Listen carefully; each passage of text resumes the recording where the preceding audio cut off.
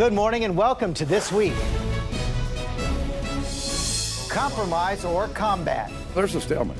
Let's not kid ourselves. Creeping up on that fiscal cliff. This is not a game. That offer yesterday was simply not serious. As private talks seem to collapse, President Obama cranks up the public heat. If Congress does nothing, you'll see your taxes go up on January 1st. That's a Scrooge Christmas. Which side will blink? Or will a cliff dive cripple the economy? We'll ask our headliner, the president's point man, Treasury Secretary Tim Geithner. Plus, Susan Rice hits a Senate buzzsaw. The concerns I have are greater today than they were before. Susan Rice is extraordinary. But does President Obama want to fight over his Secretary of State? And did Obama and Romney really bury the hatchet at that Oval Office lunch? All that and the rest of the week's politics on our Powerhouse Roundtable with Republican Congressman Tom Cole and Keith Ellison for the Democrats, former Romney advisor Dan Senor, former Obama auto czar Stephen Ratner, and ABC's own Cokie Roberts. From ABC News, This Week with George Stephanopoulos. Reporting from ABC News headquarters, George Stephanopoulos. Hello again. Washington back to work this week, but with just 30 days to go until America hits the fiscal cliff that could mean a tax increase for everyone, there is no sign that Congress and the White House are anywhere close to a deal. So let's get right to where this is all headed with the president's top negotiator, Treasury Secretary Tim Geithner. Thanks for joining us again, Mr. Secretary. It sure sounds like those meetings you had on Capitol Hill this week did not go very well. Senator Mitch McConnell told the Weekly Standard that he burst into laughter when he heard your proposal. And we just heard Speaker of the House John Boehner said, let's not kid ourselves, there's a stalemate. So is there a stalemate? And did Mitch McConnell really laugh out loud when he heard your proposal? George, I actually think that we're going to get there. I mean, you know, there's inevitably going to be a little political theater in this context. Sometimes that's a sign of progress. I think we're actually making a little bit of progress, but we're still some distance apart. But, you know, what's at stake here is very important. Is what we're trying to do is to not just prevent a tax increase on 98% of Americans, and there's no reason why we can't do that, but we're trying to go beyond that and make sure we're doing something that's going to be good for the long-term future of the American economy. And I think we have a chance to do that. But you say you're getting closer. They say you're getting much farther apart. They say this is not even a serious proposal. It was a proposal designed to fail. Well, we think we have a very good plan, a very good mix of tax reforms that raise a modest amount of revenue on the wealthiest 2% of Americans, combined with very comprehensive, very well designed, very detailed savings that get us back to the point where our debt is stable and sustainable.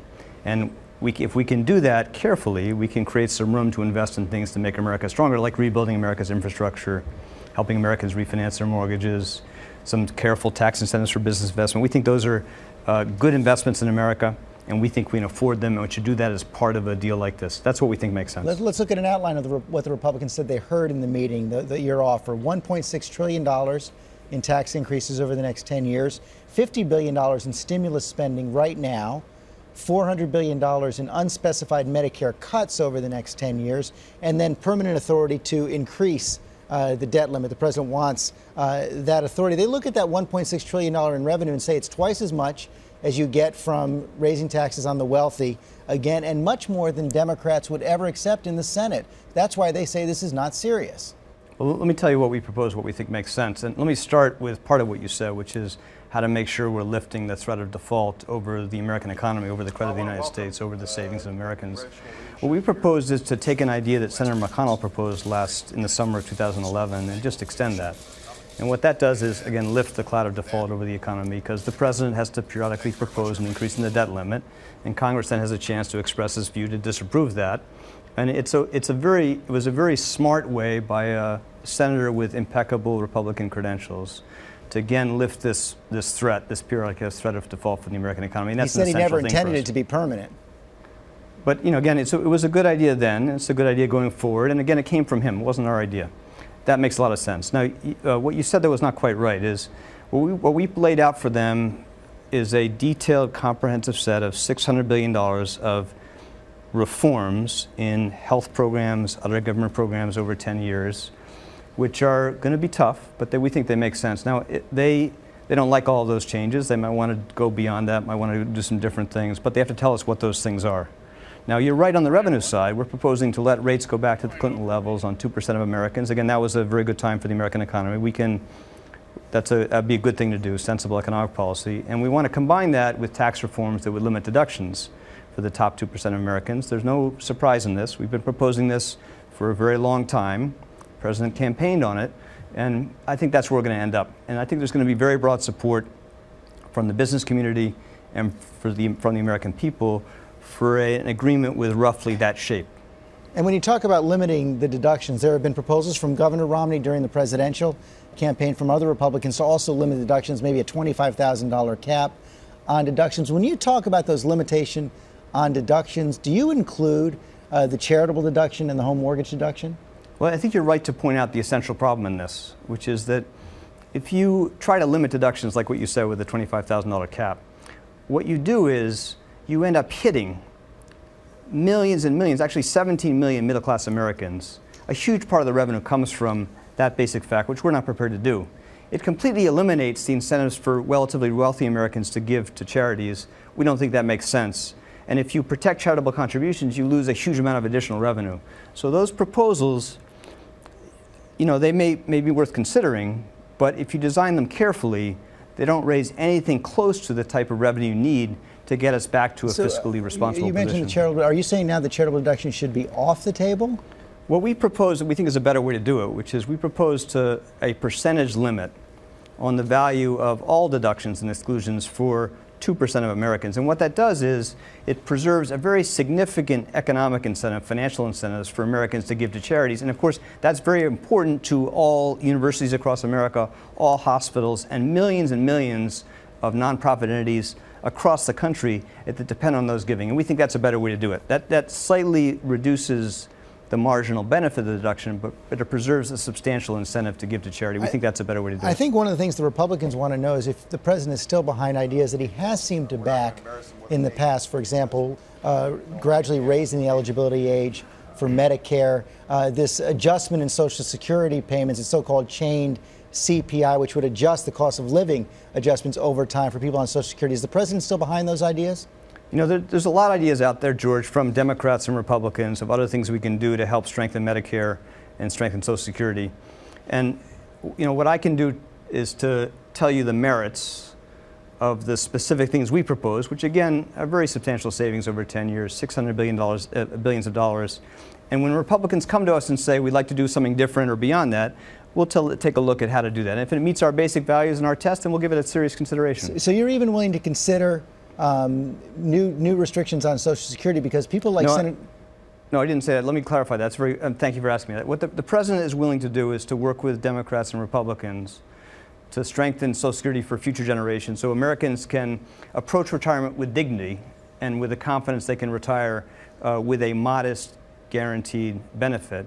But we think you have to do that in a separate process so that our seniors don't face the concern that we're somehow going to find savings in Social Security benefits to help reduce the other deficits. So to be clear, that is one thing that is clearly off the table. Social Security is off the table in these negotiations. Well, we're prepared to, in a separate process, look at how to strengthen Social Security, but not as part of a process to reduce the other deficits the country faces. Okay, so that sounds like a yes to that question. Well, on the issue of taxes, is there any flexibility in the president's position? Does it have to go all the way back, the tax rates on the wealthy, all the way back to the Clinton rates? Or is there some kind of formula below those Clinton rates that is still a tax rate hike that the president can accept?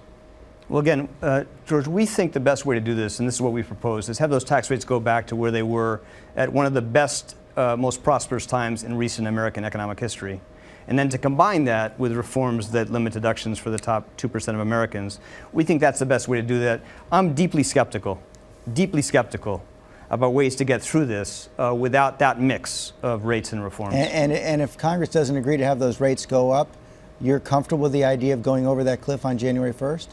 Look, there's a huge amount at stake here in this context, George, and there's just no reason why 98% of Americans have to see their taxes go up because some members of Congress on the Republican side want to block tax rate increases for 2% of the wealthiest Americans. Remember, those tax rates, those tax cuts cost $1 trillion over 10 years.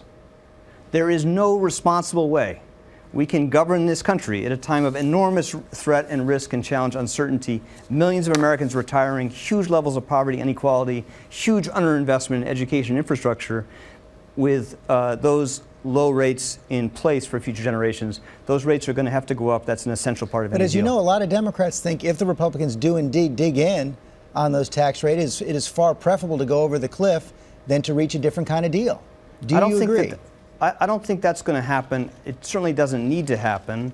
And we're going to work very hard to make sure it doesn't happen.